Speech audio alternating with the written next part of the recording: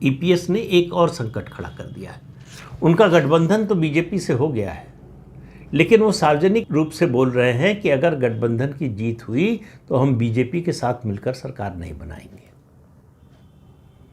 अब इस बीच में दो घटनाएं और हो गई। प्रधानमंत्री जब चेन्नई गए हुए थे, उस यात्रा में ओपीएस मिलना चाहते थे प्रधानमंत्री से समय नहीं मिला।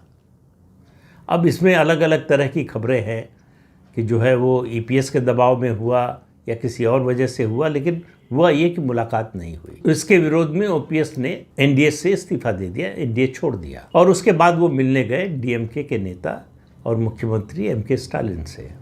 दोनों में क्या बातचीत हुई पता नहीं, लेकिन ओपीएस की दिक्कत ये है कि तमिलनाडु में उनकी छवि भाजपा समर्थक की है, इसलिए डीएमके या स्टालिन उनका साथ लेंगे, इसमें लोगों को भारी शंका है।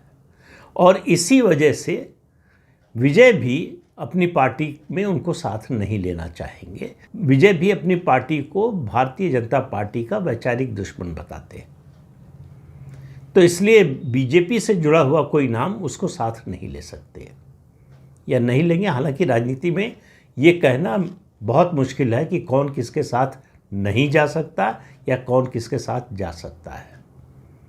अभी जैसे जैसे चुनाव नज़दीक आएंगे ये स्थितियां और स्पष्ट होती जाएंगी, लेकिन विजय का उनकी पार्टी टीवी का मानना है कि उनके लिए सबसे अच्छा मौका है इस समय अन्ना द्रमुक का जो जनाधार है उसको हथियाने का।